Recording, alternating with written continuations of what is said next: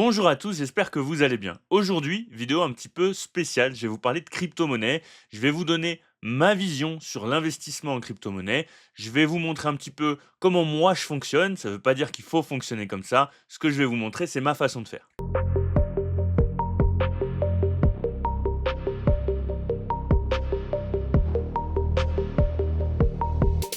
Avant de commencer, il faut bien que vous ayez à l'esprit que je me considère pas du tout comme étant un pro du domaine de la crypto. Je suis un investisseur particulier, moi je fais de la bourse et effectivement, j'investis depuis 2017 sur le marché de la crypto pour essayer de faire quelques profits.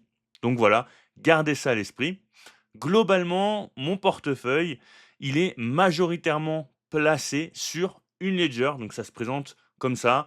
Vous avez deux boutons, donc, pour accéder à vos cryptos, effectivement, il faut un code PIN. Il y a aussi une phrase. Donc, effectivement, c'est un petit peu plus compliqué de faire des swaps, faire des échanges avec la Ledger. En revanche, en termes de sécurité, c'est le top. Personne, aucun scammer ne peut venir vous voler vos cryptos. Donc, c'est hyper important. Habituellement, je garde pas la Ledger chez moi. Là, pour le coup, j'ai fait quelques swaps, donc je l'ai avec moi. Mais effectivement, pour moi, priorité quand même, avoir une ledger. Voilà, quand on commence à avoir un petit portefeuille, c'est très intéressant d'avoir une ledger, il faut avoir une ledger. Ensuite, j'ai une autre partie de mon portefeuille sur Binance. D'ailleurs, si jamais vous voulez vous inscrire sur Binance, vous trouverez mon lien de parrainage dans la description avec des offres qui peuvent varier en fonction de la période de l'année. Donc, la plus grosse partie sur Ledger, ensuite une partie sur Binance. Binance où je fais notamment du stacking, mais pas uniquement. J'ai quand même pas mal d'ordres aussi, de placer. Je trouve que l'appli, elle est quand même, assez pratique et ensuite, j'ai une plus petite partie, de mon portefeuille sur Swissborg. Swissborg que je suis en train de découvrir, mais qui a des comment dire? Qui a des fonctionnalités qui m'intéressent.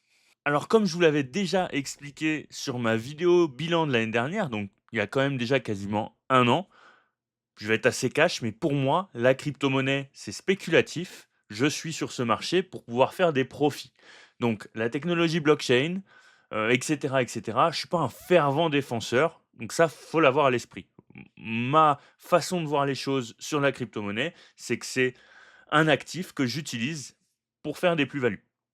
Il faut savoir que j'ai acheté mes premières crypto-monnaies en 2017 et que je me suis pris le premier bull run en pleine face. J'ai beaucoup appris ensuite sur le deuxième bull run en 2021 où j'ai beaucoup mieux géré. J'ai toujours à l'heure actuelle des positions que j'avais pris notamment aux alentours de 2020, notamment ma position sur Ethereum. Maintenant, mon objectif sur ce bull run, c'est de faire des profits pour pouvoir ensuite retirer ces profits parce que j'ai d'autres projets. Donc, effectivement, je vais passer par la case flat tax et le but, c'est de retirer petit à petit mon argent pour sécuriser mes gains. Donc, je vais en décevoir très certainement certains, mais j'ai déjà commencé à prendre des profits sur Bitcoin. Ma stratégie ensuite, ça va être de placer, une certaine partie des profits que j'ai fait en bitcoin sur des altcoins. Donc il faut savoir que, j'ai un portefeuille qui est majoritairement composé de bitcoin et d'Ethereum. Sur bitcoin, j'ai un PRU aux alentours de 24 000, donc c'est pour ça que je me suis permis de prendre, des bénéfices. Après un fois 3, j'ai retiré 30 hein, globalement de ma position sur bitcoin. C'était mon objectif, j'ai pas tout retiré. Mais je considère que on est sur des cycles qui vont de moins en moins haut, hein, qui sont de moins en moins importants et donc je préfère sécuriser une partie, de mes bénéfices. Donc ensuite, ma deuxième plus grosse position, c'est Ethereum. J'ai un PRU qui est pas si bas que ça, là je dois être aux alentours de x2 fois 2 fois 3 sur Ethereum. J'ai défini un objectif de prix, j'ai défini des objectifs de vente. Donc pour l'instant, on n'a pas atteint mes objectifs de vente. Je considère qu'Ethereum, il a tendance à être un petit peu en retard par rapport au marché et que pour l'instant, il n'a pas du tout réalisé sa performance. Donc pour l'instant, j'ai toute ma position en Ethereum, je n'ai encore rien vendu. Ensuite, ma troisième plus grosse position, c'est Solana. C'est spéculatif, encore une fois. Effectivement, c'est une blockchain qui a certains bugs, mais en ce moment, le momentum est bon, sur Solana. J'ai un PRU qui est bas, j'ai un PRU qui est aux alentours, des 24. Donc je suis en x10 là, à l'heure actuelle sur Solana et je n'ai rien vendu. Je suis totalement transparent avec vous, donc si ça se pète la gueule, je n'ai rien vendu. J'ai des stops qui sont placés effectivement parce que je veux sécuriser, ce x10.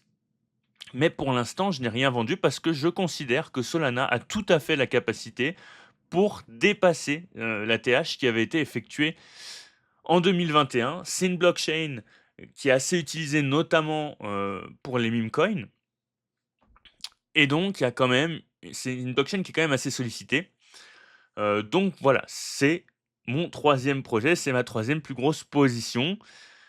Encore une fois, je suis transparent avec vous, je suis pas un pro de la crypto, donc je vous montre de façon transparente ce que moi je fais. Donc en revanche pour Solana, j'attends encore un petit peu, peut-être que je suis un peu gourmand, c'est vrai que je pourrais vendre une partie à l'heure actuelle, mais je considère qu'on peut aller plus haut. Donc voilà, j'ai un ordre, de placer, un ordre de vente, un objectif de prix sur Solana et en revanche, j'ai un stop loss aussi qui est placé pour sécuriser mes gains si jamais, voilà, on devait encore avoir des bugs sur la blockchain, ou autre. On ne sait jamais ce qui peut se passer en crypto, donc personnellement, j'ai toujours des ordres qui sont placés. Donc avec Binance, c'est assez simple, hein. Encore une fois, si vous voulez vous inscrire sur Binance, vous avez mon lien de parrainage dans la description. Vous avez des récompenses qui peuvent varier en fonction de la période de l'année, donc n'hésitez pas à les checker.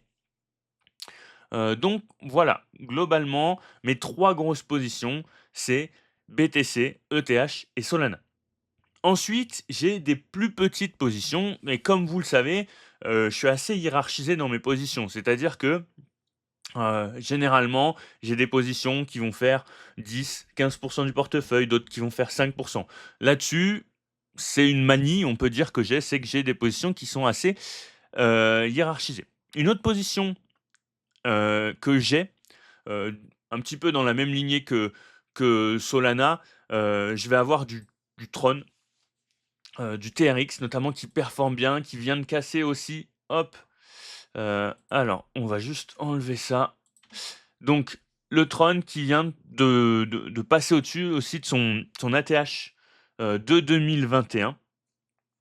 Donc Tron, alors j'ai plus du tout en tête mon PRU, mais je dois être aux alentours de x6 pour l'instant sur Tron, donc c'est pareil.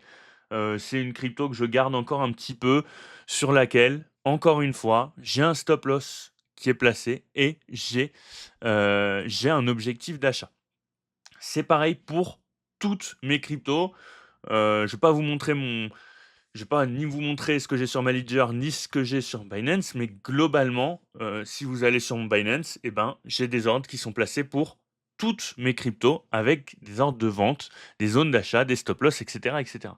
Je considère que c'est super important et donc effectivement, comme vous pouvez le voir, hop, on a cassé l'ATH bah, c'est pas l'ATH, hein, du coup, mais c'est le plus haut de 2021 récemment sur Tron, donc pour moi, c'est plutôt, positif. Ensuite, j'ai du Avax. Avax, techniquement, effectivement, il est pas aussi en avance que Tron, mais c'est pareil, je considère que c'est une technologie qui peut être intéressante. Ensuite, pour le narratif intelligence artificielle, je vais avoir du fait, hein, qui, pour moi est quand même, un gros leader, voire le leader, du narratif sur l'intelligence, artificielle. J'ai aussi du Aptos. Aptos pour tout ce qui va être plutôt, social. J'ai aussi du Render qui est aussi leader dans son secteur d'activité. Donc en fait, c'est assez simple, hein. Globalement, j'ai des leaders, sur chaque narratif qui, pour moi, heu, sont à peu près intéressants, pour ce bull run et encore une fois, j'ai pas des objectifs qui sont inatteignables, j'ai pas des objectifs de vente qui sont inatteignables. Heu, Ça me dérange pas de louper une partie de la performance du bull run. Mon objectif, ça va pas être d'avoir le top. Personnellement, j'ai déjà fait l'erreur en 2017 et c'est pas une erreur que je veux reproduire, là. Je me mets pas non plus de pression parce qu'à partir du moment où on se met la pression, à partir du moment où on se dit: «Bon, ben, cet argent de la crypto là, j'en ai besoin» et ben, c'est là que ça devient compliqué psychologiquement. Donc, je me mets pas cette pression-là. Encore une fois, je suis pas un spécialiste de la crypto. Mon but, c'est de faire un petit peu d'argent, à un moment donné, voilà. Bon, là, ça performe. On est potentiellement en train d'être sur un début de bull run.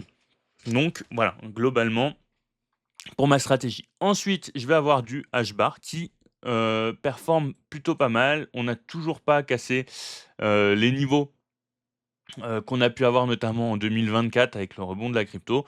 Donc, à confirmer pour HBAR, c'est pareil, j'ai un PRU, qui est assez bas, donc j'ai placé un stop loss, hein. À partir du moment où je commence à faire, x5, généralement, je place absolument, un stop loss parce que ça peut redescendre aussi vite que c'est monté.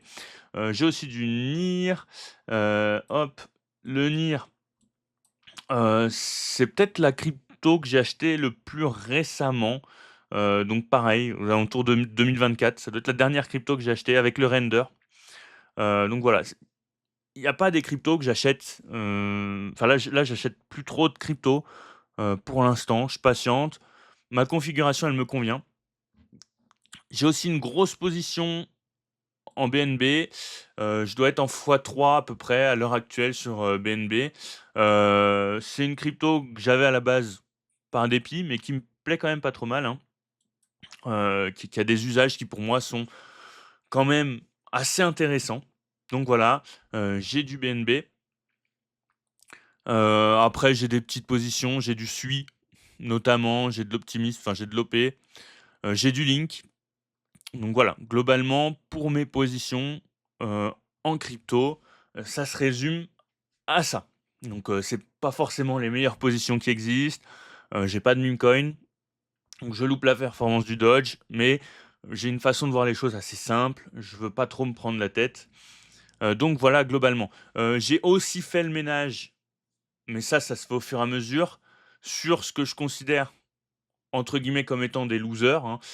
Parfois on achète des cryptos et puis finalement on se rend compte, surtout quand on n'a pas trop d'expérience, que, le projet est pas terrible. Donc le truc en crypto déjà, c'est absolument il faut lire les white papers, il faut comprendre la tokenomics pour essayer de comprendre si effectivement, au vu de la capitalisation, au vu de la dilution, au vu de plein d'éléments différents, est-ce que effectivement ça vaut le coup d'acheter cette crypto ou non? Est-ce qu'elle peut performer ou est-ce que vous jugez que, ben, non, finalement, c'est pas si terrible que ça.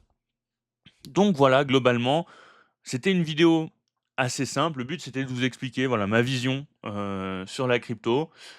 Si il y a d'autres choses qui vous intéressent, bah, n'hésitez pas à me le dire dans les commentaires. Je vous en parlerai un petit peu plus en détail. Comme d'habitude, n'hésitez pas à liker la vidéo, à laisser un petit commentaire et à vous abonner. C'est ça qui permet de soutenir la chaîne.